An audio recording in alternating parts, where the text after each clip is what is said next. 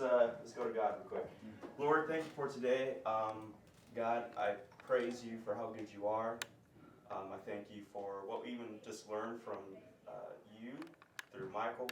God, I just thank you that you spoke to us, Lord, and I pray that you be with us, speak to our hearts, help us to be real with you. God, I thank you.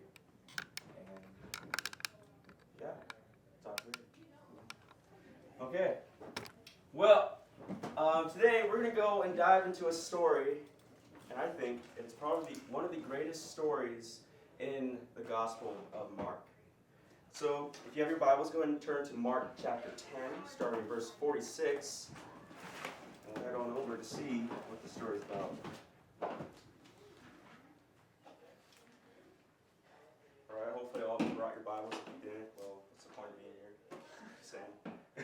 Alrighty, so we have Jesus here, and he's walking. He's headed to Jerusalem, but before he gets to Jerusalem, he has to go by Jericho. Now, who knows Jericho? Right. Tell me something about Jericho. Joshua fought a battle in Jericho. That's right. Joshua fought a battle in Jericho. Now, what was the battle about? What did they have to do in Jericho? Who knows? Kill everybody. Yeah. Okay, kill everybody. Well, why did they have to kill them? So that during this battle, Joshua led this battle in Jericho. They had to kill everybody, right? But why? So they could get to the promised land. So they can get to the promised land, right? Because God commanded them. He said, go and do what? What was it that was in Jericho that they had to Walk around it. walk around what? The walls. The walls, that's right. And what happened to the walls? They came tumbling They down. came tumbling down, right? By the trumpet sound, yes. So they had to walk around the walls, the city of Jericho, because God commanded them to. And also it's because God said, this is your land, these people are in it. Guess what we have to do? We have to kill them all. So basically they had to go in and claim victory over the city. So Jesus is going into Jericho, and as Jesus and the disciples and the crowd that is following him are there, they pass a man by the name of Bartimaeus. And Mark says that Bartimaeus was a blind beggar, and that he was the son of Timaeus, and he was sitting by the roadside. Now, do you guys know what Bartimaeus means? Son of Timaeus. Right. What does son of Timaeus mean? Father is... No, sorry. Yeah. Timaeus. What does that mean? Does anyone know? Oh, probably don't know. All right. But the Greek translation of that name is son of honor. Yes. It means son of honor. So Jesus and the crowd and the disciples are there. They're walking, and then all of a sudden you have Bartimaeus who's there, and he's blind and he's a beggar, and so he's probably sitting on the ground, can't see anything. What? And then he hears. Be quieter. And then he hears footsteps coming towards him and all that, right? I'm trying to record something in here. But why do you say that? All right. So basically, yes. So he's blind. He can't see a thing. He hears footsteps coming. He hears this huge crowd coming towards him, and then he finds out, and he's wondering, like, who is this person that's coming? Who are these people? And then he hears that it's Jesus of Nazareth that is coming by and is walking through Jericho. And so the word says that Bartimaeus, as he found that out, he says, Jesus! He's sitting down. He's blind. He's saying, Jesus, Son of God, Son of David, have mercy on me. Now this is interesting. He says, Son of David.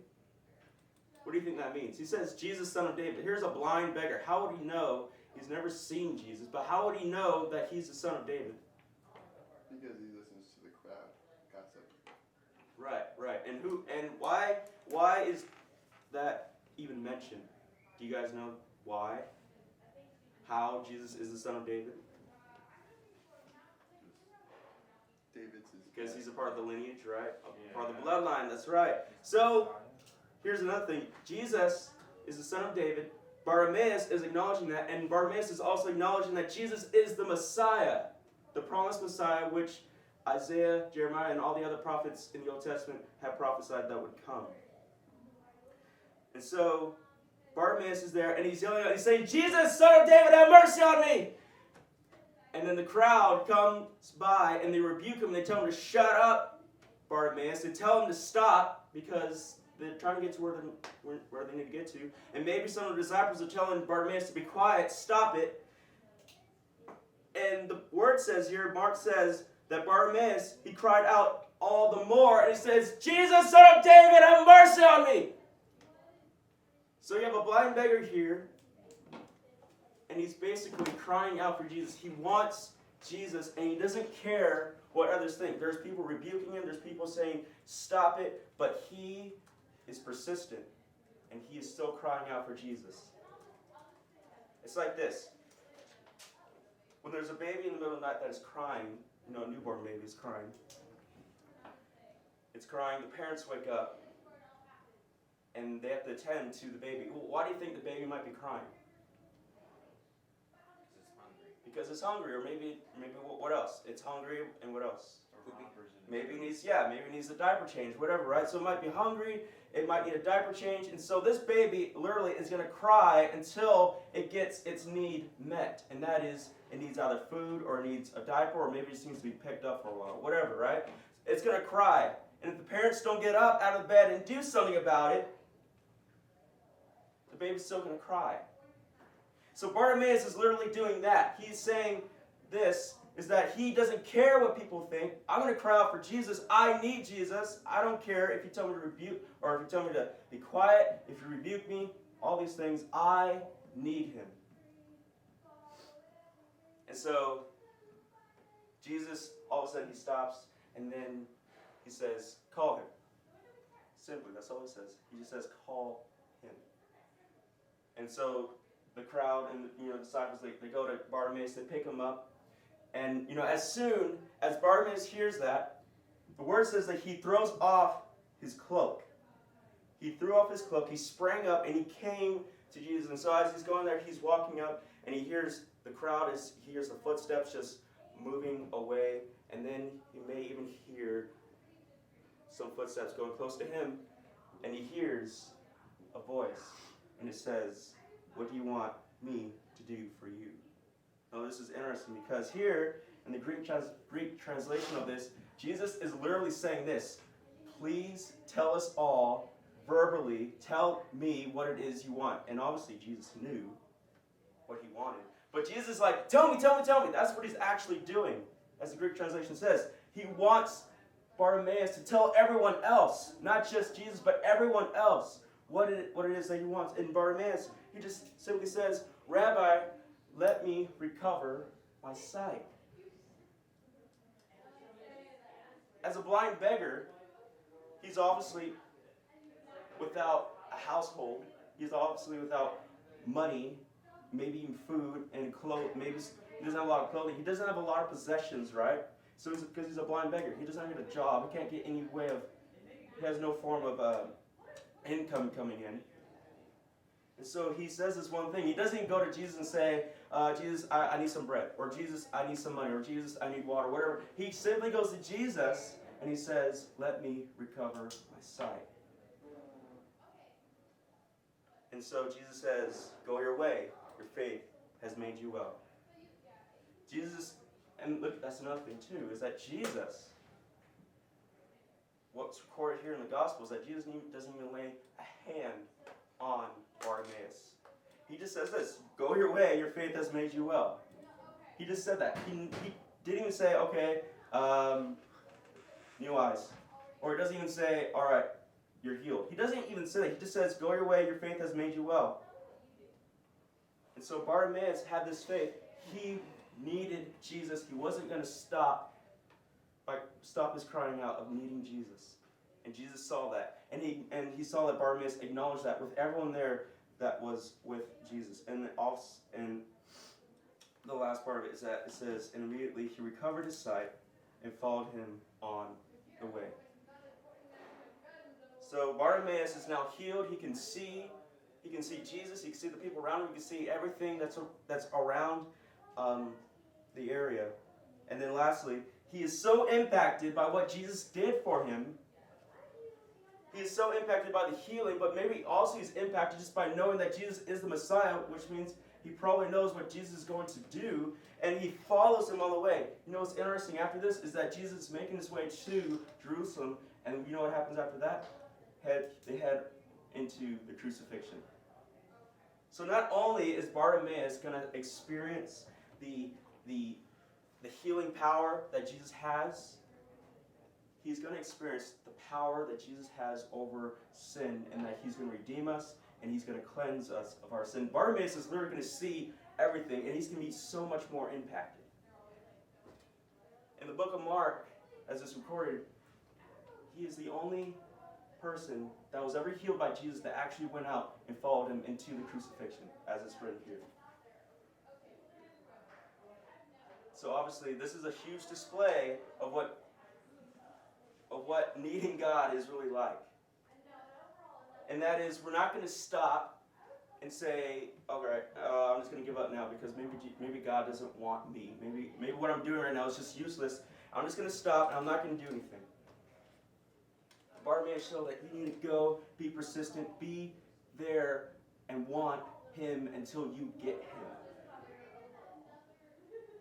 And so I have to ask you a question. What are your needs? We saw Bartimaeus, what his need was. What are your needs?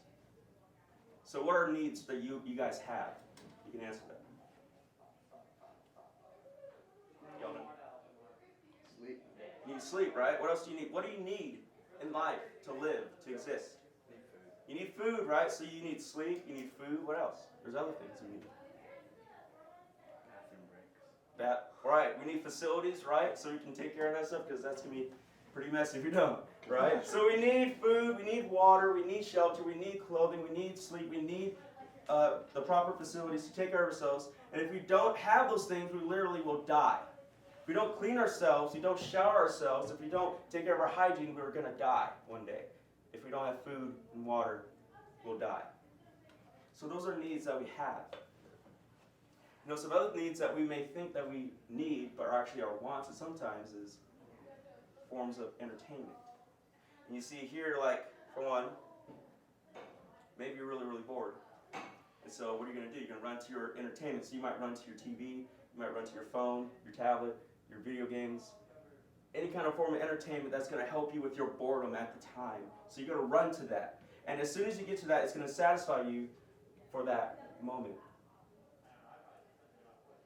And also, I mean, there's other things like maybe we go to friends. We want to hang out with friends. We want to do these things with our friends. We want to have fellowship with our friends because we might be feeling lonely. So we want to go to our friends, and we run to those things. So as you guys can see, we run to different things. Obviously, there's needs in our lives, but sometimes we have things that we think we need, but actually don't need. You know, sometimes, guys, when we're in that low point of life, we can run to the incorrect. I don't remember.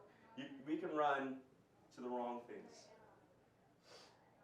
and that is this. You're feeling lonely, you're feeling depressed, you're feeling sad, you're feeling like you're beat up and all this, right? And then, you know what you do? Like, for instance, for the girls, what you do is you go to the mall, you go to Forever 21, you put an outfit on, you think it looks good, you think it looks hot, you think it looks great. All your friends are going to think you're great, that you look good, they're going to compliment you. You go home and you find out, oh, well, I'm still not feeling better. And the guys, you know, maybe you're feeling lonely, maybe you're feeling sad, maybe you're just feeling beat up by the world. And so then you go to your computer and you watch a 20-minute video and then you think you have satisfaction. So you see, we run to the wrong things because we think that those things that we are going to go to is going to satisfy us.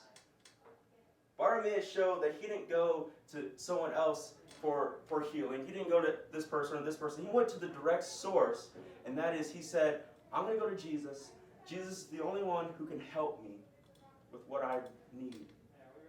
So guys, that's what we need to do. So, just as some notes, here are some of the things, maybe, why you don't express your need, or why you may not acknowledge your need for God. Number one is pride. It's pride. It's saying that I'm okay, saying that I don't have to do this, I don't have to go there. It's pride.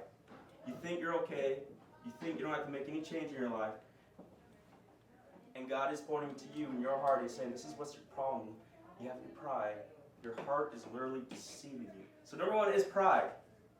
Number 2 is complacency. It's thinking like, I don't have to change because I'm okay. Because I go to church every Sunday. I go to Bible studies. I go to all these different church activities and all this. And I think I'm okay. When Jesus is telling you, you have a problem with adultery. You have a problem with jealousy. You have a problem with forgiveness. You have a problem with all these different things. And you think that all these Christian things that you're doing is justifiable, and that it justifies your current state. And then we deceive ourselves. So guys, what we need to do is we need to be real, and we need to go to God and say, God, you know what's in my heart. You know what's in it. You have to be honest with yourself and say, self, this is what's wrong with you. Heart, stop lying to me, because this is what is wrong with you. And heart, guess what? You're not going to have me. I'm going to have you, because I'm going to have control over you. So, basically, you and I need to go to God and say, God, this is what's wrong with me. Please help me. Stop running to the wrong things that we may run to, and go to God.